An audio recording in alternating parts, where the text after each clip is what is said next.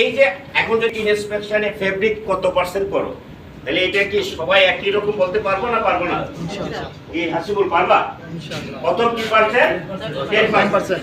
তারপরে এখন আসো, এই 10% কেমনে করবে? যদি আবার কোনো ভাগাযোগা লোক হয় তাহলে কিন্তু আবার আপনারা ধরা খাবেন। এটাও আপনি বলে দিন। যখন রুল আইছে কত? 100 500 রুল। এটা 10%, কত রুল হইব? 50 রুল হবে। এটা কিন্তু গজের উপরে ডিপেন্ড করেছে। হ্যাঁ, গেলাম 10% মানে গজে দিলাম না, আমি 500 রুল মনে করেন। এটা 10%, আমি 50টা রুল করলাম। তাহলে আমার এই 500 রুলে 50 রুল করতে হবে। স্যার এখানে হচ্ছে আমি একটু যেটা হচ্ছে গজ এবং ইয়ার্স দুইটা মিলেই করবে, যেটা বেশি হবে সেটাই করবে। এখন মনে করেন আমি রুলেই নিলাম, তাহলে এই 500 রুল কোত্থেকে নিব?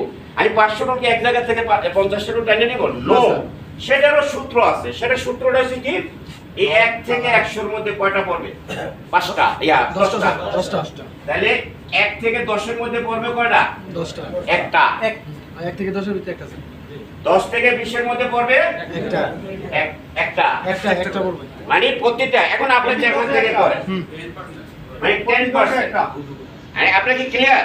তাইলে হবে কি, এই রুলের সিস্টেমেটিক আপনারা বুঝতে পারবেন। এখন আসুন, তাহলে এই টানাটা হচ্ছে এভাবে। কিভাবে ক্যালকুলেশন টানবেন, রুলটা কিভাবে টানবেন, আপনারা যখন ইনস্পেকশন করবেন আপনারা এভাবে করবেন। অনেক সময় দেখা গেছে 1 থেকে 100 নম্বর রুল পর্যন্ত ভালো করে। কেন ভালো করে? এই স্যারে বলতে পারবে বেশি। 4 পয়েন্ট সিস্টেম। আমি এখন যদি আপনাকে কোশ্চেন করা হয়, যদি একটা কোশ্চেন আছে যে ফেব্রিক ইনস্পেকশনের সূত্রটা, ফেব্রিক ইনস্পেকশন কিন্তু দুইটা, একটা হচ্ছে 10% ফেল হলে 15% ফেল হলে ম্যানেজমেন্ট ডিসিশন। আর ফেব্রিক ইনস্পেকশন সিস্টেম হচ্ছে 4 পয়েন্ট সিস্টেম।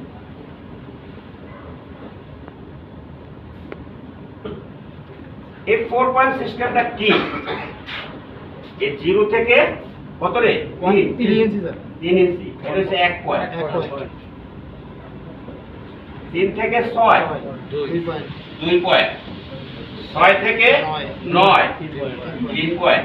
9 থেকে above up to 36 4 point. Any whole 4 point. এখন সিস্টেম চেঞ্জ হয়ে গেছে। No, এটা মনে রাখবা, এটা ইন্টারন্যাশনাল রুল, এটা তোমরা ইয়া করো। Any whole 4 point. হোল তো হোলি, হোল তো হোলি। এনি হোল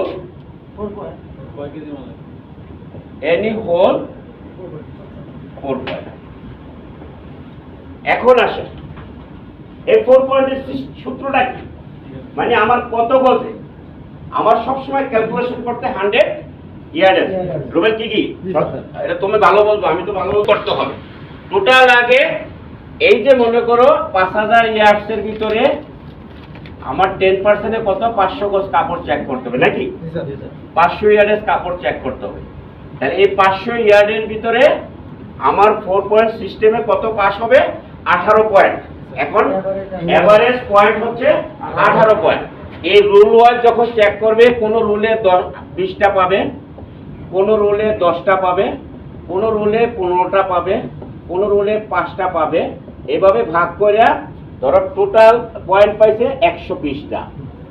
সাপোজ এই 100, হ্যাঁ এখানে একটু স্যার যে মানে পয়েন্টটা 18 তে একটা ইন্টারন্যাশনাল সিস্টেম আর একটা ন্যাচারাল সিস্টেম। ন্যাচারাল সিস্টেমে আমরা 18 আর হচ্ছে 24 ইঞ্চি। হ্যাঁ।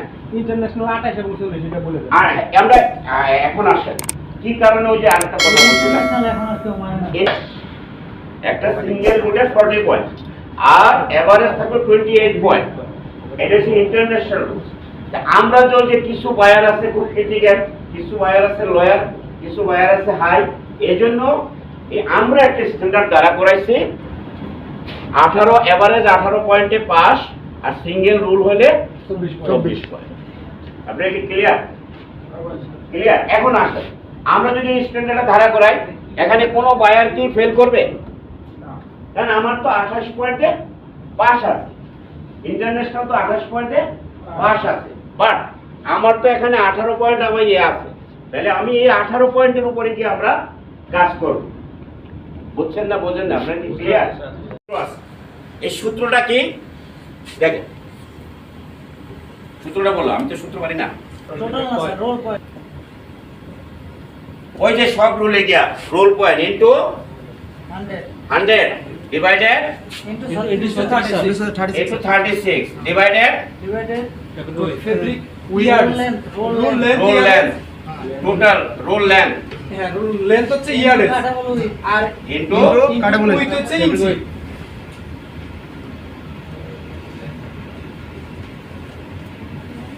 এই সূত্রটা ধরে আমার ডিফেক্ট পার্সেন্টেজটা কত বাইর হবে এক রোলের বাইরে এক রোল। এক রুলের উপরে বেস করে টোটাল রুল কত ইনস্পেকশন করছেন সেটা বাইরে হয়ে যাবে তাহলে আমার এই কাপড়টা কত পয়েন্টে পাস আছে 18 পয়েন্ট এখন আসে কিন্তু এই শর্টকাটে হ্যাঁ ওটা কিন্তু গজ গজে গুণ করে দিছি আপনি কি ক্লিয়ার উইথটা ইঞ্চিতে দেখে এটা কিন্তু এই আর 36 টা গুণ করে দিছি এখন আসেন আরেকটা পয়েন্ট এখানে মনে রাখবেন আপনি কি রুলের সূত্র তাহলে 50 রুলে কত হবে সেটা কি বাইর করতে পারবেন না এবারে বা একই সিস্টেম স্যার এখন আসেন আপনার এখানে আমি এই সূত্র সব পাইলাম 18 পয়েন্টে পাস আছে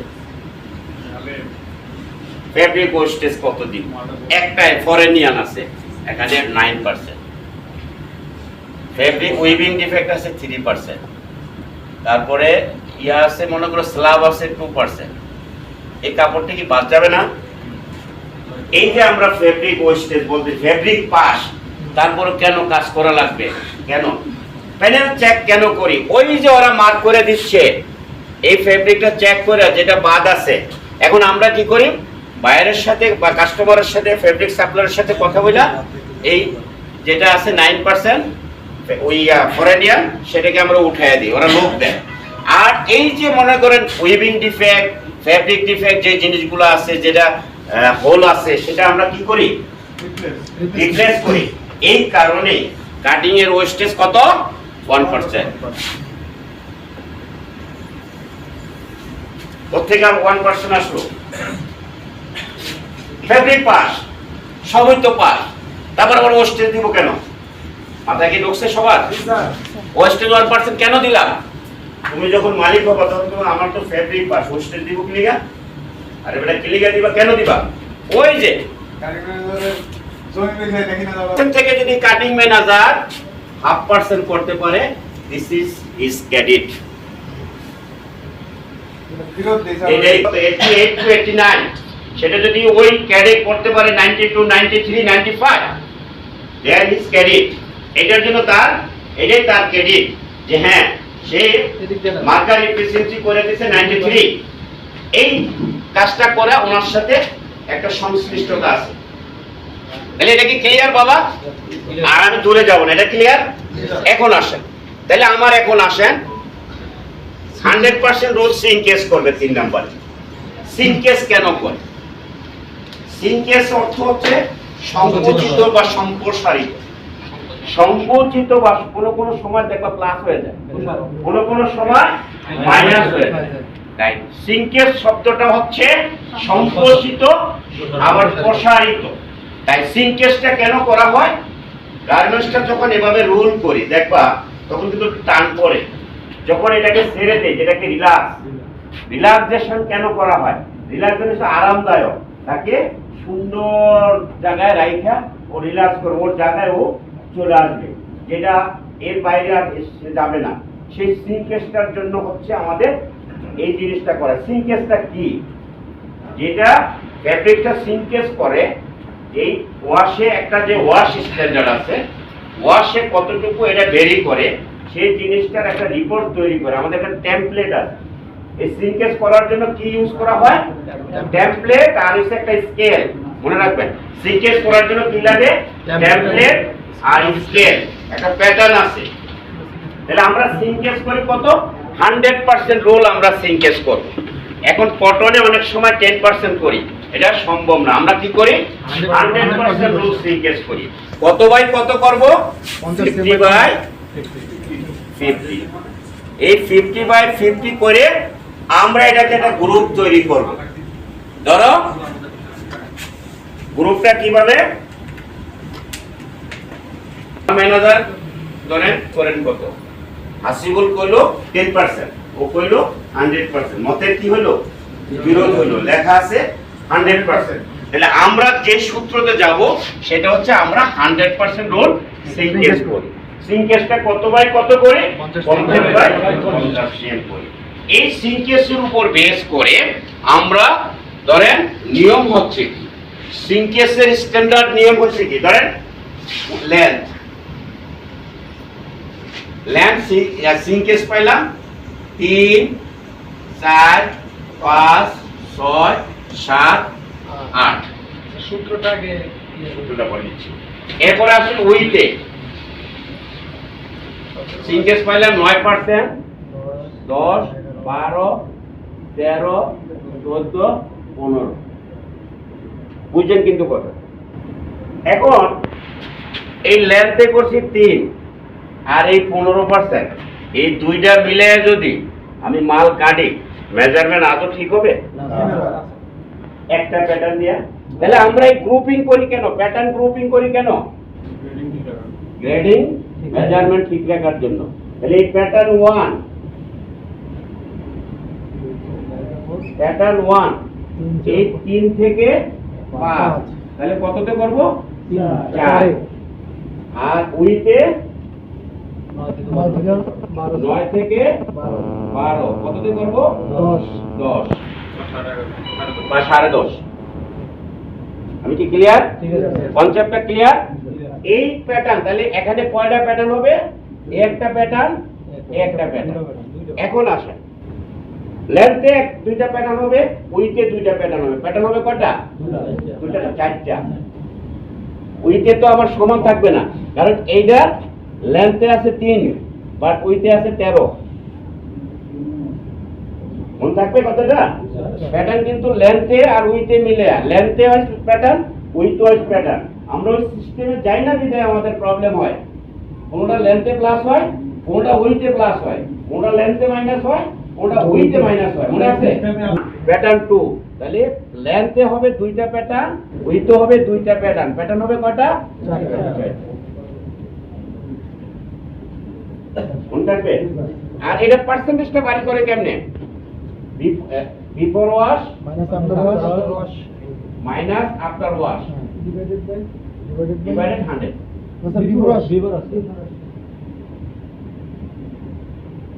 কিন্তু 100 এটা হচ্ছে পার্সেন্টেজ, এটা হচ্ছে লেন্থ এবং উইডথ। এটা অটো পার্সেন্টেজ বাইরে যায় আমার স্কেল। তাহলে আমরা কি সিনকেসের ব্যাপারে কিছুটা বুঝতে পারছি? এখন যদি আমাদেরকে জিজ্ঞাসা করে আমরা সিনকেস কত পার্সেন্ট করি? 100% ইউজ করি। আমরা সিনকেসের গ্রুপ করি কিভাবে? স্যার এই লেন্থ ওয়াইজ 1 থেকে 3 এর মধ্যে 2 রাখি, আর উইডথ ওয়াইজ 8 থেকে, মনে করো 8 থেকে 10 একটা, মানে 3 1 2 3 1 2 3। তাহলে মিডিয়ানটা আমরা করি, বাট এটাও কিন্তু সিস্টেম না। অ্যাজ পার স্ট্যান্ডার্ড সিস্টেম হচ্ছে 0.5। এটাও মনে রাখবা। তাহলে স্ট্যান্ডার্ড করেন না কেন? স্যার এটাও আমরা করব, বাট একটু সময় লাগবে আমাদের স্ট্যান্ডার্ডে যাইতে। 8 ইঞ্চি বাই 8 ইঞ্চি। 8 ইঞ্চি। এই 8 ইঞ্চি বাই 8 ইঞ্চি, এই ইনসাইডে এটা লিখতে হবে রোল নাম্বার, ইয়ার্ডেজ। মনে থাকবে? আর বিফোর ওয়াশে শেডটা, নাকি শেড লেখো? সেলাই, এই সেলাই করার সময় কিন্তু একটা বুদ্ধি আছে, আরাকারা ওয়ে মেইনটেইন করে সেলাই করতে হবে। এইটাকে বলা হয় ব্ল্যাঙ্কেট। ব্ল্যাঙ্কেট কেন বলা হয়? সবগুলো একসাথে জোড়া দিয়া কম্বল। এই কম্বলটা বানানোর পরে, এই কম্বলটা বানানোর সিস্টেমটা কি? অ্যাজ পার স্ট্যান্ডার্ড নিয়ম হচ্ছে 4 সেট, বাট আমরা ওটা করি না, বাট ভবিষ্যতে পড়া লাগবে। কাস্টমার আস্তে আস্তে হবে। আর 3 সেট কি করতে হবে? ওয়াশ করতে হবে। 3 সেট ওয়াশ। এই 3 সেটের ভিতরে 1 সেট ব্ল্যাঙ্কেট অ্যাপ্রুভাল আনতে হবে টোটালের উপরে, 1 সেট। আর 1 সেট ব্ল্যাঙ্কেট রেখে দিতে হবে। আর একটা সেটের থেকে শেড ওয়াইজ ভাগ করতে হবে। কালার করতে তোমাদেরকে এটার থেকে নিয়মটা কি, স্ট্যান্ডার্ড নিয়ম কি মনে রাখবা? ব্ল্যাঙ্কেটটা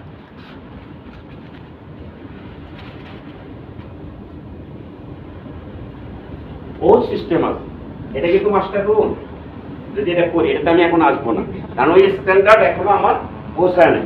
এই ব্ল্যাঙ্কেটটা যখন আমি আনবো,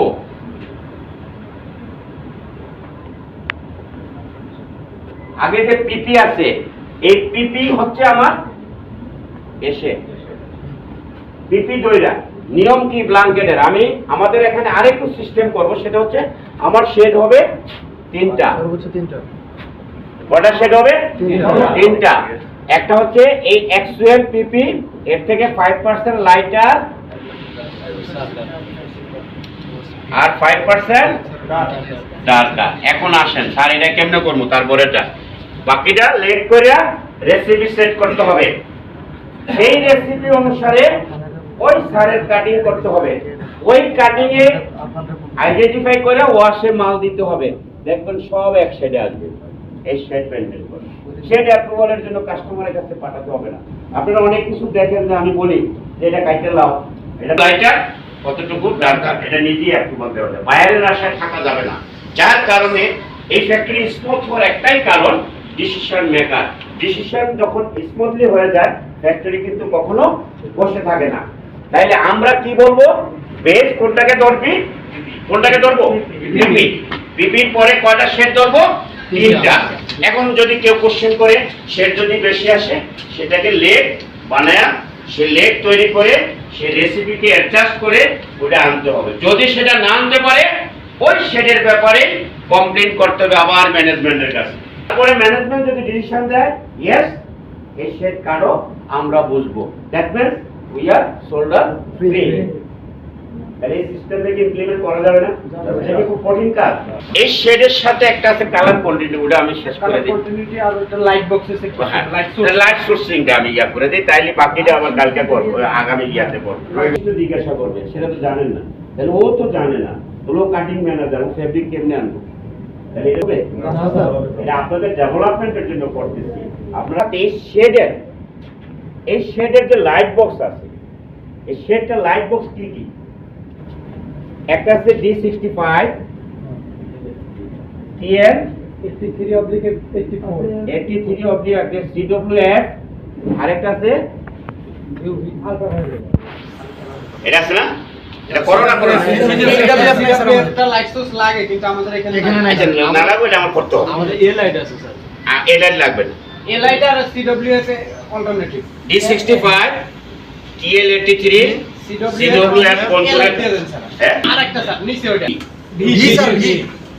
আচ্ছা, এখন আসেন what is the light source? Sir আমার লাইট সোর্সে D65 আছে, D65 টা কি? দিনের আলোতে যেটা নির্ধারণ করা হয় সেটা হচ্ছে D65। TL83 84 কি বলা হয়? Light source. এটা বলবেন, এটা হচ্ছে কালারিং। কিছু দেখবেন একটু লাল কালো ইয়া আসে না, কালারিং। এটা বায়ারের ওই যে ইয়াতে যে শোরুমে যে লাইটটা ইউজ করা হয়, সেটা হচ্ছে TL83/84। CWF টা হচ্ছে কি, এটা আরেকটা লাইট সোর্স, সেটা কন্ট্রোলে ইউজ করতাম আমরা। ইউভিডো এলো সেম ইয়া, আর ইউভিডো হচ্ছে কি আরো লাল। আল্ট্রাভায়োলেট লাইট হচ্ছে পার্টি লাইট, যেখানে ওই যে লাল, ওই যে পার্টিতে হচ্ছে জাকানাকা করে না, মানে ওই যে হোয়াইট ফেব্রিক, একদম লাইট ফেব্রিক গুলো যেগুলো আছে, লাইট ফেব্রিক গুলো হচ্ছে ইউভি লাইটে চেক করা হয়। তাহলে আমরা ইন এভারেজ কোন লাইটটা ইউজ করি? D65। তাহলে আমার এখানে স্ট্যান্ডার্ডটা কি, আমরা D65 এ ইউজ করি। ক্লিয়ার? এই D65 এ আমরা করি।